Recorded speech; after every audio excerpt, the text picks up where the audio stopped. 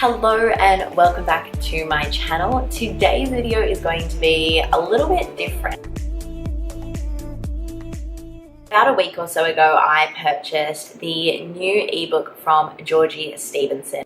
If you don't know who Georgie is, you should definitely check out her channel. I'll leave the link down below, but basically she's an Australian fitness, lifestyle, health and wellness kind of YouTuber. I have been following her for a while now and I really like her stuff. So when she came out with this ebook about intuitive eating, I thought it was definitely something worth checking out. So it's called Find Your Healthy, and I guess the premise of the ebook is that it is a cookbook, but it's also a little bit like a lifestyle kind of guide, or it's basically 141 pages of tips, advice, as well as recipes to help you, I guess, find you're healthy. I wanted to do a little bit of a review today. So I've had the ebook for about a week and a half maybe, and I've already done a couple of recipes, so I thought I'd give it a bit of a try first before I jumped on here and let you guys know what I thought about it. If you haven't purchased it yet, I definitely do recommend it. It is a really great kind of starting point, and it just gives you that kind of comprehensive understanding of, you know, intuitive eating and the journey that she's taken to become, I guess, the healthier version of herself. So she starts the ebook off by sharing her story, her journey to develop a more positive relationship with food, as well as how she transitioned from someone that was calorie and macro counting to someone that now eats a little bit more intuitively. So I wanted to read you guys a quote from the book, and this is something that she said, I guess how she describes the ebook or the guide. And it says, this ebook is a beginner's guide to intuitive eating, and therefore there is a lot more you can learn. Having said that, I want to give you some starting tools you can use to create a better relationship with food and your body. And I think that is absolutely fantastic, and it hits a nail on the head. So I think that if that's her goal, the ebook definitely kicks that goal and kind of ticks all the boxes. So I think she's done a really great job. I really enjoyed the ebook and definitely learnt tips and tricks. There are some things, I'll be honest, that I thought, yeah, like, okay, I do know that, but it's having that there as a little bit of a refresher and just kind of bringing it to the front of your mind and maybe discussing it in a way you hadn't thought of before is definitely still where it adds a lot of value. The bulk of the tips or advice or kind of discussion-y book part of the ebook is really looking at the way you kind of think about food, practicing self-love, and the way to, I guess, kind of learn your body's signals, which is definitely the key to successful intuitive eating. I think she breaks it down really well, and it definitely resonated with me, and I definitely kind of learned a lot of just like little changes you can make to, I guess, transition to that healthier version of yourself. So the recipes though, the recipes start on page 58, so there's quite a lot included in the book, and a lot of it is just things that, you know, you should be eating and really tasty alternatives. That's going to be a lot better for you while not restricting yourself or kind of limiting yourself or creating too many rules around food.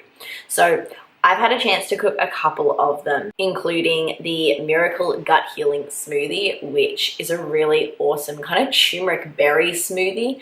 And when I try to put turmeric in a smoothie previously, it has ended quite badly, and you just end up with like this orange, gloopy, not good. But her one is actually amazing. It's a really good balance. It definitely still tastes turmeric-y, but it's a really great balance between that and some of the other ingredients. So I definitely enjoyed that one, and I've made it more than once.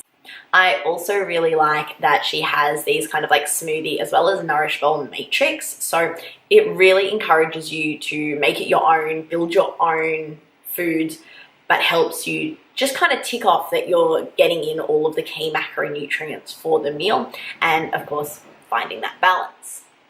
I also cooked her satay chicken skewers and coconut rice. I did it with quinoa instead of rice though, and I didn't skewer my chicken, I just made it like pieces, but it was amazing. It's delicious. It had that satay taste without like that oily, sickly feeling afterwards, which was incredible, and it was boyfriend approved, so can confirm that one will be a hit. and I haven't made this one yet, but every time I scroll past it, like, I die. A Whisper cheesecake that is gluten-free, dairy-free, refined sugar-free, and vegan. Like, where do I sign up for this? So that is definitely something that I'm going to cook, and I might even do it as like a little Christmas thing instead of pavlova, because Whisper cheesecake, come on. I also cooked her choc chip cookie dough slice, which is, again, like, it's paleo cookie slice.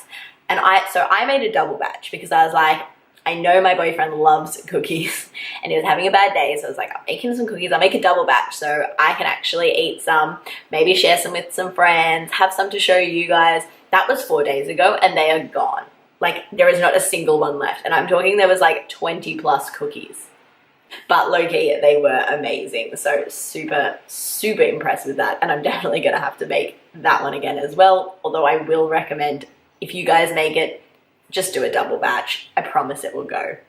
So as you guys can see, kind of scrolling through, hopefully, most of her recipes are, you know, gluten-free, dairy-free. There's a whole bunch of paleo and vegetarian or vegan ones. There are some not vegetarian or vegan, but there's a really good mix. So whatever your dietary requirements are, I do definitely recommend checking it out. But today I'm going to make her sweet potato bake. Now this one is vegan, it is gluten-free, it is dairy-free, and it is also paleo. So I'm super excited. I used to love potato bake, but being intolerant to dairy means that you don't enjoy it quite so much about an hour after you eat it. So I'm really excited to make this. I haven't had potato bake in so long, and I do love sweet potatoes, and this is going to be the perfect thing to warm me up for lunch on such a cold day. Start out by peeling your sweet potatoes, then proceed to slice half of them into thin pieces, trying to keep them of similar thickness, and dicing the other half into rough cubes.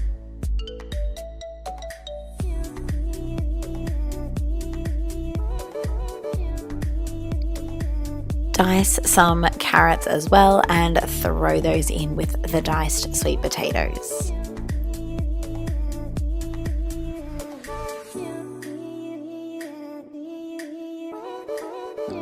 Mince some garlic. I like to peel it and then kind of like squash it with the knife a little bit, as I find it makes it a lot easier to chop up.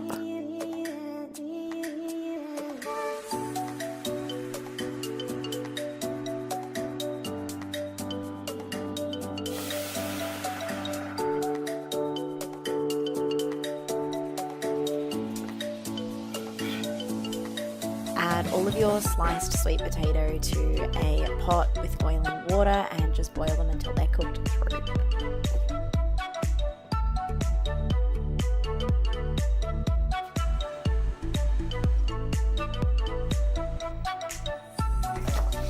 And then strain them when they're finished cooking.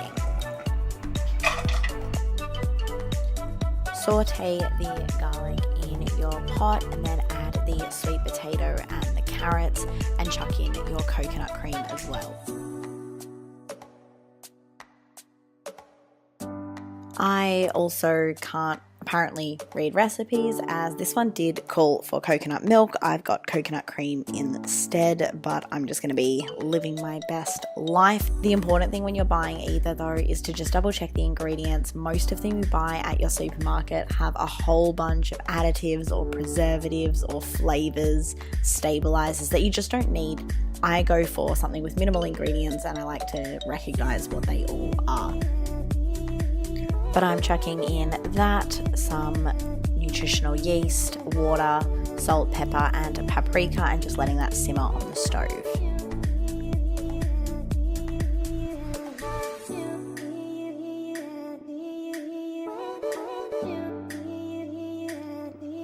Once that is all soft and pretty cooked through, you want to pop it into a blender or a food processor. If, like me, you own a blender that specifies to not put hot things in it, you might want to give it a little bit of time to cool down, but then proceed to blitz that into a sauce.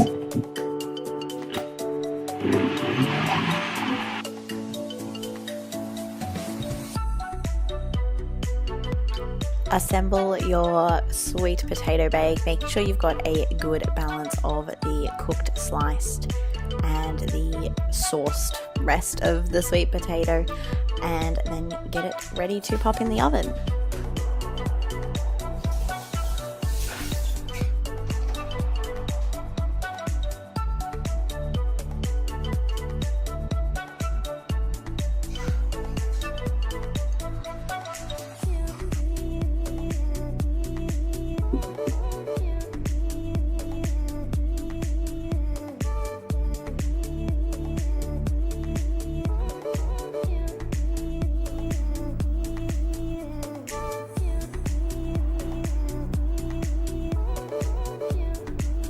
My goodness, so I have just pulled this bad boy out of the oven and it's amazing. I haven't had a full taste yet because it's still like burning hot, but I did lick the spatula that I used to like cut into it. It feels like soft and gooey and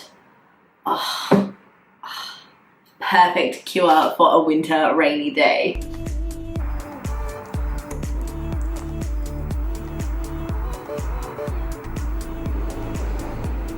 Overall, I'm really happy with this purchase. Compared to other ebooks on the market in terms of content and price, I think her content is fantastic and you get so much of it for what is definitely a very good price. So I would definitely recommend checking this one out because it is fantastic and the recipes are really good and her approach to health is really inspiring. So well done, Georgie, and I can't wait to keep cooking.